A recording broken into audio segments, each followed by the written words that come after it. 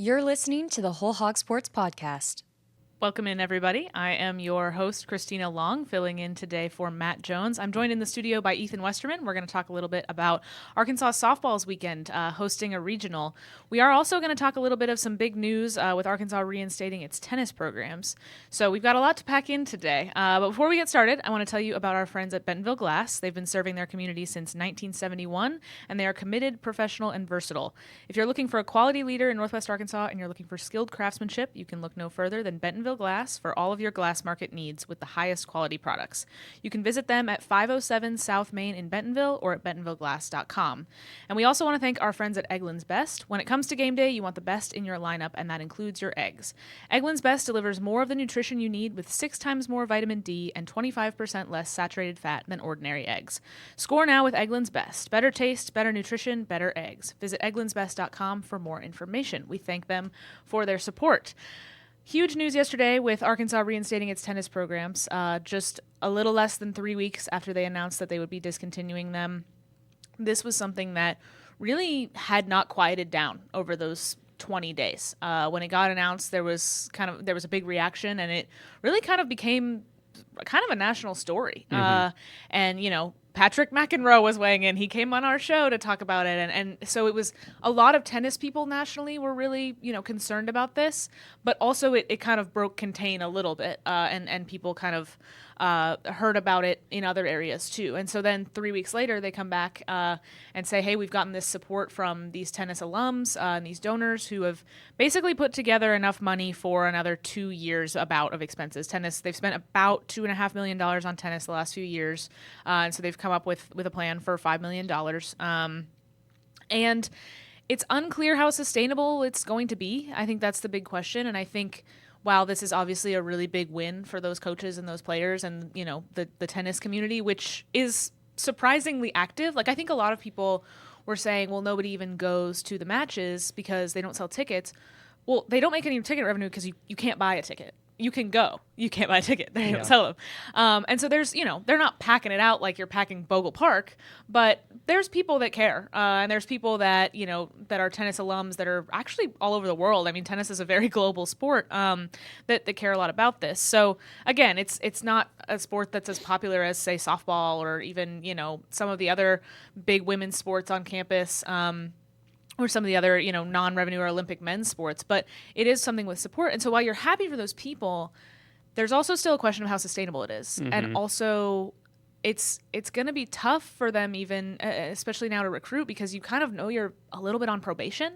The university doesn't value you. You know that they're ready to let you go. At the same time, you have support. You have people that care. And so that's important. But I do think they're a little bit, it's better than not having it, but it's also not the same as it was before. Yeah, I was kind of thinking about that dynamic. You hear, which, first of all, 20 days between announcement and this just shows that the tennis community can rally, which is, a funny pun with tennis. But, I mean, they truly did rally, like, to generate all these donations, to really, let their voices be heard. That was really impressive, first of all. But my thought process was immediate, like, what happens to, like, are the players who were already like planning like what's the next step? Because that is a big, like news to get as a student athlete is like you need to get in the portal. We'll help. The initial release said something along the lines of like we'll help you out in that process, mm-hmm. making sure you find a new program. Like how many had already started doing that? I know that it was like reported yesterday that basically all the women's team, I believe, mm-hmm. was saying like, hey, they're coming back. But it is a weird dynamic that, a lot of players had already mentally gone in that like mode of need to find my next stop. And now it's like, they're back, but like you're playing for a program that like you said, like, it's like, do they really care that we even are competing? Like, you have your supporters, but is it even internal, like within your own department? Is it all just like these donors that at least, you have their support? That's what's so weird about this situation is you have to feel a little bit, I would think as an athlete, a little bit devalued. Mm-hmm. Even if you're happy that this all, got figured out and it helps at least the immediate future, because we mm-hmm. said how sustainable is this? Got to be happy about that, but it is kind of a little bit of a, a mixed bag, I'd say. Yeah. It's definitely, like I said, it's definitely better than the alternative. I also wonder about any, incoming freshmen that they have. They just spent the last 3 weeks going, okay, like, where am I going to college? And now they're able to come back. I don't know how that works with, like, were they released from, I don't know, letters of intent? I have no idea. So that's something else. If you're a junior or a senior on the team, awesome. Yeah. You have a future. If you were a freshman this year, what's the plan? And maybe they are able to sustain it longer. I mean, college sports is changing literally all the time. We don't know what, Olympic sports, the future of Olympic sports has been a concern for a while now, and nobody really knows where that's going. And we don't know how college sports are going to change in the next 2 years. It could be totally different. They talked about how they want the athletics department is seeking a $50 million endowment, and they would use 5% of that to cover the operating expenses for both of the tennis programs. That's a lot more than $5 million for the next 2 years, and that's not tennis specific, but as far as I know. But I mean, it's difficult to predict. But at the same time, it's good that they, the voices were heard. The people that this matters to were able to do something about it. I'm honestly impressed that they were able to get the meeting with the chancellor and with the athletic director.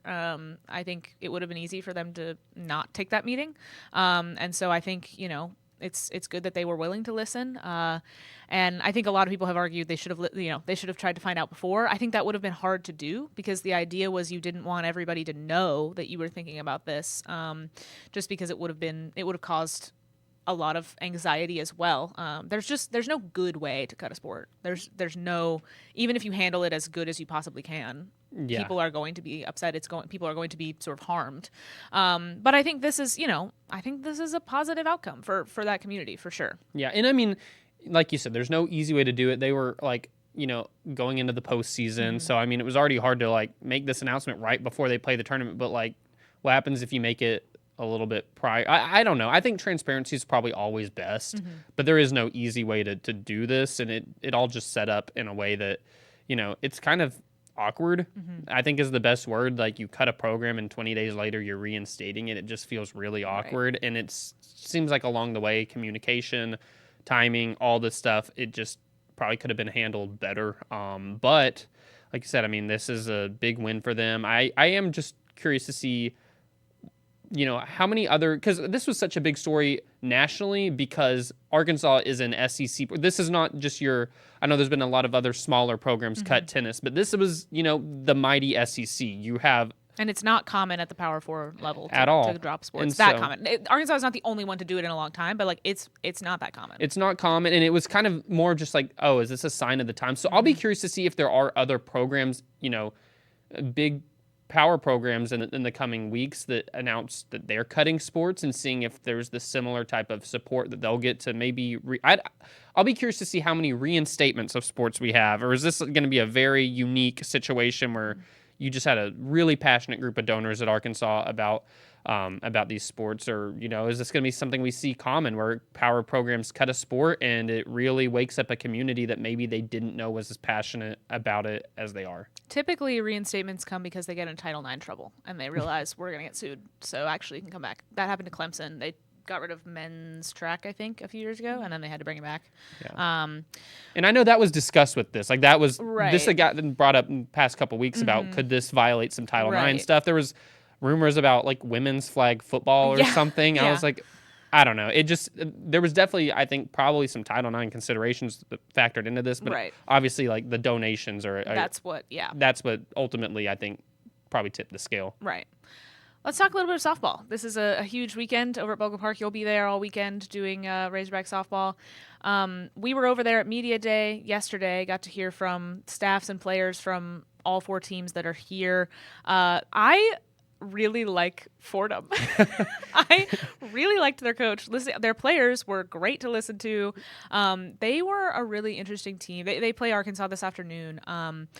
They basically, entering their last week of their season, they weren't a lock to make their conference tournament. They're in the Atlantic 10, and only the top 6 of the 8 teams, I think, or 9, make it into their tournament, and they were in like 5th, and so it was unclear. There was, they didn't really control their own destiny. It just depended how that last weekend shook out, and they ended up making it, and then they win the tournament. And their coach had such a great line. She was like, people are mad that we won the league again because they don't like us because we're obnoxious. Yeah. Which was an amazing thing. I love the transparency. It was great. And then she kind of, you played it so well. Because if you didn't ask it, I was going to. Where you were like, well, why do people think you're obnoxious? Like, what do you mean? You can't just tell me everybody thinks you're obnoxious and me not ask why. Exactly. So you said, why do people think you're obnoxious? And she was like, you're going to hear some of our cheers. She said, we got some stuff that you haven't heard since Little League. And she was also saying, I like that she mentioned, Fordham is in the Bronx, New York. And she was like, we have that kind of Bronx attitude. And she said, New York toughness, which I was like, I appreciate that. It made me think of Mike Washington because he was not from New York City, but he was always very proud of being from New York. And like that kind of New York attitude was like very much part of him and part of kind of his background, and so it made me think of him a little bit, which was fun. But no, it was I really like Fordham. I was like, dang, these guys are cool. And it's funny because we shared on our Whole Hog Sports social media accounts just the clip of her saying this, and it also woke up like I saw someone like the Arkansas. Listen, softball moms are ready for a battle. Oh, in always. Arkansas. I've seen some of them, like, we're ready to bring it. Like, yeah. I love whenever that happens in these sports where the parents are like, all right, if y'all going to be obnoxious, we're going to be equally obnoxious. It's like you just unlocked, like, we're allowed to. Because sometimes if you're the obnoxious one, it sounds like Fordham doesn't care ever. They're going to be obnoxious whether you are or not. But it's like kind of whenever both sides are fine with being a little chippy. They go at it at these games, and so I'm excited for that. I also think that it's one of those deals where once Arkansas is going to play Fordham first, and obviously the Razorbacks want to beat them, and then this is how it always works in a regional. After the 4 seed, you get done with them. If you're the 1 seed, you are just hoping for the best for them. You would love to see them knock out a South Florida or a Washington. And it'll be funny to see that dynamic of Fordham being this obnoxious team, apparently, and seeing, like, Razorback fans get behind them, too. I'm like, how annoying is this dynamic going to be for whoever the random team, like, that they end up, I say random team, one of the 2 teams that they'll end up playing in the Saturday game. I don't know. It's going to be fun. I think Fordham's a team that, you obviously have to respect any team that's coming into a tournament with confidence, and they seem not want to say overly confident, but they have no sort of like hesitation right now saying that they're ready to play in this type of moment, and they feel like they're playing their best softball. So should be a fun weekend. So what about the other 2 teams? You listened to them yesterday. You wrote a little bit about them. Arkansas could face either of them on Saturday. What do we need to know about Washington and South Florida? Well, first of all, they both have legendary coaches. I mean, if you look at the active D1, coaches win leaders, let me look at it real quick. Ken Erickson at South Florida has 1,212 wins. He's 6th among active coaches. And then Heather Tarr, she's a little bit further down among the active ones winningest, but she's got 890 wins. So these 2 have combined for over 2,000 wins. That's the first thing you need to know. They've coached on Team USA together, so that's cool. But the big thing there, I think that both teams are dangerous. It's just you haven't fully seen them click in every facet this season. I do think that it's interesting that we have even these teams in Fayetteville. If you look at South Florida, because of how the NCAA tournament seeding changed this year, where you got 1 through 32, and it made it more equitable, just as where teams were getting sent. You weren't always geography wasn't like the number 1 factor like it's been in so many recent years. South Florida had not they're perennially like a pretty good team. They make the NCAA tournament. They had not escaped the state of Florida since 2001. They had been to 14 regionals in a row in either Tallahassee or Gainesville against really, really good programs. Programs that are year in and year out gonna be good, and it's like they got lucky, I guess, in 2001 to get sent to an Alabama program that's also and now they get sent to Arkansas, which is also a number 5 tends seed to make it out of a regional. Yeah, but it's just like they've got they're one of the probably best examples of why this new seeding is good, just to change it up a little. Like Ken Erickson, he's been doing this a while. But like this was even new for him. He was like, man, this just first of all feels good to like be somewhere else in the postseason. It's got to be pretty frustrating to always know your postseason route how it's going to go, which for Arkansas for the longest time, it was the same way because they were never hosting and they were always getting sent to Norman. It was like, just go to Murderer's Row, I guess, in Norman and face Oklahoma. You'll never make it out of there alive. So it's nice to see these types of changes. And then, Washington, they're always really good, but this year it's like they kind of stumbled down the end of the season. They're not playing their best at all right now going into this. But they have the potential to all of a sudden maybe flip the switch. They've been ranked as high as 14th this year whenever they were 15-0 to start Big Ten play. They went undefeated in March, and then since then it's just been kind of bumpy for them. But, all teams are good in the postseason. I think Arkansas has a draw that you look at it and you definitely see a path of making it out of there and making it to a super regional, but you can't count out any of these teams. And Kaylin DeBoer's daughter Yes. is a player for Washington and like one of their best Yeah, players. She came into the media room, which typically they're bringing good players in the media room. She's not like you said, she's not just like any player. She's really, really good. I mean, she was a sophomore this year. I think last year maybe was like a top 10 finalist for freshman of the year. I wonder if Alabama recruited her ever, like when she was in high school. Well, we found out that Arkansas did because I asked her. So yeah, I asked them. I was like, being from Washington, have y'all ever been to Arkansas before? And teammate said, no, this is the first time. Coach, I think, might have been the first time. And then Alexis DeBoer was like, yeah, I've been here a couple times. It's nice that the sun's out today. But I was like, why were you here? Yeah. And I fully expected her to maybe say like football, like because just throughout the years, some sort of game that brought her here. She's like, no, I actually took a visit with the Razorbacks. So Courtney Deifel and company recruited Kaylin DeBoer's daughter. I guess she chose to stay West Coast, where Washington is where Kaylin DeBoer was coaching. But yeah, it's she's really good. She's one of their. I'd probably pinpoint her as their best player. So what else do we need to know kind of about this regional? What are you going to be watching for Arkansas to do? Is there, they're a team that's really clicking. They're a team that doesn't have a huge weakness. That was something you wrote about was, there's not a big hole in their game that you're kind of getting some anxiety about. But is there anything, if somebody's going to do it, if somebody's going to knock off Arkansas, or if Arkansas is not going to make it, what goes wrong?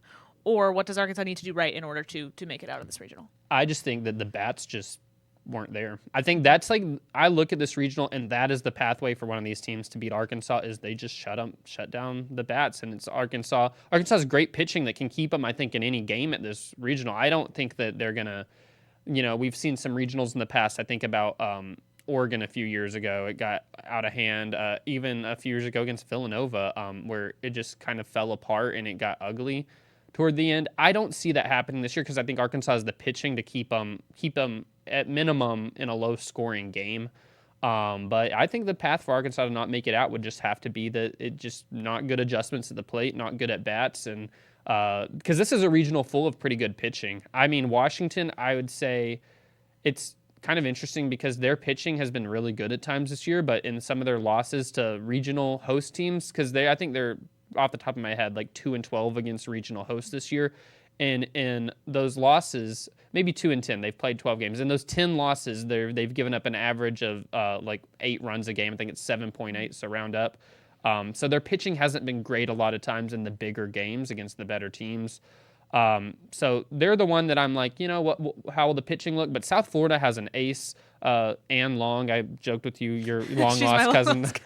She's really good. She was the American Conference Pitcher of the Year. Lowest ERA of the regional, I think, 1.69. She's 13th nationally ERA. She's really good. South Florida, I think, will go as far as she carries them. I mean, her arm, if they're going to make it out of this regional, probably her arm's going to be needing an ice bath on Sunday. And then Fordham, they've got, a kind of a workhorse in the circle, like their ace, Olivia Simcoe, I believe is her name, that she'll probably carry most of the load. But there's good pitching throughout the regional. It's going to be which bats, I think, are the strongest to complement the pitching. And I think Arkansas, you look at the numbers, they have the best offense of the regional. That's been the case for the season as a whole. But late in the season, Arkansas, it just hasn't looked the same. And I think there's times that maybe you're kind of thankful that that's like happened because like during the course of a season, it's really hard to sustain this level of offensive success that where maybe you're glad that the lull happened, toward the end of SEC play against the likes of Alabama and in the tournament, Texas. Like you faced good pitching for this to happen, but maybe like this is just a good reset and your stats usually average back out. I could see I could see it either continuing into this regional where just things aren't clicking how they were at the beginning of the year, or I could see them just snapping out of it and kind of going crazy. I think that Fordham specifically, it would be good for them to start this tournament today with just putting up a lot of runs, because that kind of gets the good vibes flowing back in your direction. So much of, I think, baseball, softball is so mental. And I think that just seeing yourself do it again, just like get back to that form that, could put up runs in a hurry a lot of times this season, that would be really good for them against Fordham to just kind of set up that next game Saturday. One thing that was really interesting from Courtney Deifel's press conference yesterday, which we also clipped on our social media, was her talking about, she was asked about last year, losing in the super regional to Ole Miss, when it really felt like that was maybe a team that could do it, that could get to their first Women's College World Series, could get them to Oklahoma City for the first time. And, they had their pitchers get sick. They had that kind of adversity that you just can't control, and then they had that heartbreaking loss. And she was asked about, like, okay, a lot of players are back from that team. What's kind of the vibe? What's the mentality? How much are you thinking about that? And she basically was like, we're not really. She was like, we know we're gonna have to talk about it with you guys because it's gonna be something that gets talked about at the regional. If they advance, it's gonna get talked about at the super regional. It's gonna get talked about. The fact that they haven't made it to Oklahoma City is gonna get talked about every year until they do. And she basically said, hey, the players that were on that team, they know what it felt like, and they don't want to feel it again. We don't have to tell them. We don't have to remind them, like, they know.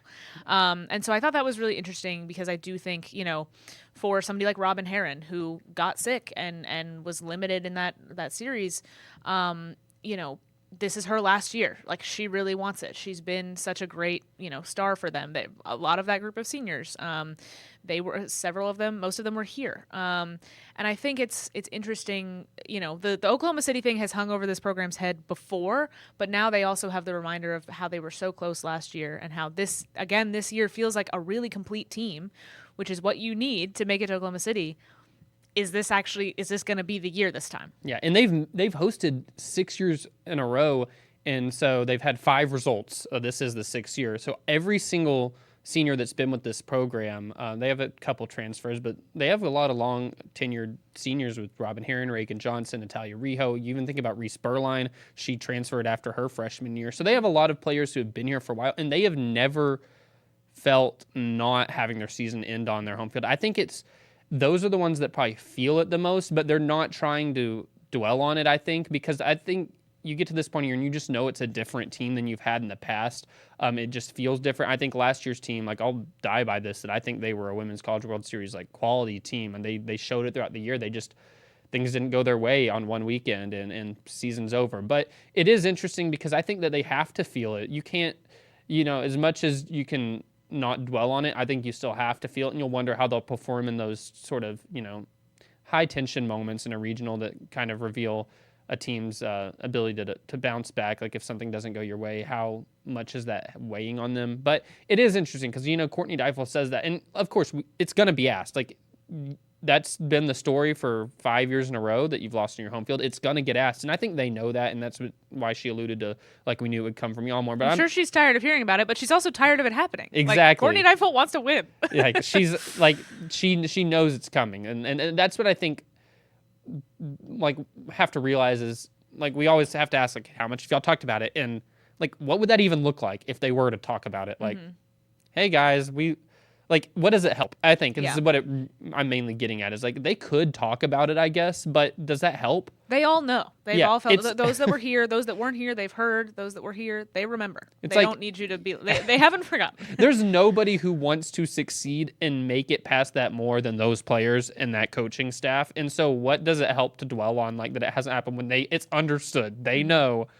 And they also, I think, know that this team is different. I've covered them for every single one of these losses, going back to even the 2021 Super Regional against Arizona. And things just feel different this year. I just, like, they felt different last year too, and then that right, situation. you just never know. You just never know. But this team feels a lot different than a lot of those teams that lost on their home field, as far as you just see the vision as far as pitching, hitting, defense, all top 15 nationally. Like, that's what you got to have, and that's not been the case always in every facet for the Razorbacks. So, Could history repeat itself? Absolutely. And they'll get asked about it again next year because I promise they'll be back being good because they've built a program that's consistently good. But I think it's just, the monkey on their back, they just want off. Like, it's like, can we stop talking about the past? But they also know that's part of it. Mm-hmm. Yeah, exactly. You've got to ask the question, but at the same time, like, they're aware. With the possibility of them advancing, they match up with the Durham regional that Duke is hosting, right? And who's the number 2 in that region? Do you know off the top of your head? Yes, it's Arizona, which I think they would almost rather, just with like what we're talking about, this like weighing on them, and Arizona has ended their season on their like multiple times, and they've played like I would need to crunch these numbers for somebody like Robin Herron. She has probably faced Arizona in her college career more than, I'd be willing to say, maybe more than any SEC team. Like, they have played so much to where it feels like Arizona is like an honorary rival for Arkansas because they've played regular season some, then they happenstance met in the postseason that same year, played, and they just played a lot. I think that you're at that point where Arizona's been such just like a postseason demon, I guess, that you maybe would rather the host advance out of Durham with Duke. Counterpoint. Yeah. The narrative of if they were to beat Arizona to go to Oklahoma City, imagine that your story would write itself. Yeah. You would have to do so little work. Maybe if you're going to go all in on trying to rewrite narratives, just go all in. Like, at this point, just face every single one of your demons. Story. It's funny because they got eliminated 2021 on their home field by Arizona in a super regional, and it was like they had the chance to do this already a couple years ago when they got sent for a regional, and maybe it's like, third time's the charm. Hey. But I don't know. You get to a super regional and whoever you're playing is really good. Like, so where there's really not a great avenue, I just think maybe it would help to not see the same old team that's haunted you some. Also, Dakota Kennedy transferred from Arizona. Yeah, and I don't know how helpful that would be to be playing your old teammates in a high leverage. Because none of the players on this team would have been there for the Arizona when they played them, like in 2021, when they would have ended their season, obviously. They would have been 2 years ago for the regionals, but not ever supers, not ever like on the doorstep of making OKC. Right, but that's true. And a couple years ago, that's the one that Arizona beat them in a really close game that I believe Robin Herron was actually pitching. I think it was 2-1 was maybe the score, and then Arkansas had to fight out of the losers bracket and couldn't do that. Lost to Villanova that night. But these teams, like, they're so familiar with Arizona, and it just would be wild to see them play again because it feels like Arkansas and Arizona at this point, it's a rivalry, which it's just odd that would be the case. A lot has to happen before we get to that point, but if that did happen, Courtney's going to be so excited to answer questions. Yeah, she's going to show up to that press conference. I know what you're going to say. Exactly. And she's funny in press conferences too, as far as like she will just, before you even can say this or say, like, you'll start to say something and she's like, I knew that was coming right away. But she'll, they've reached a point where they know all the tough questions will come, but I think that they kind of don't care right now. Yeah. That's a good place to be in, I think, to be comfortable enough with the truth of what's happened that you don't care anymore to like dwell on it. So, yeah. Ethan's going to be out at Bogle Park all weekend covering softball. We will have all kinds of stories, all kinds of videos on our social media. We're really excited about postseason softball. Postseason baseball will be here before you know it. There's a lot going on in that department as well. If you've enjoyed our podcast, make sure you subscribe if you're watching on YouTube and like this video. If you're listening on Spotify or Apple Podcasts, make sure you follow our show. You can also give us a rating and a review. We really appreciate you being with us today, and we'll see you again on Monday.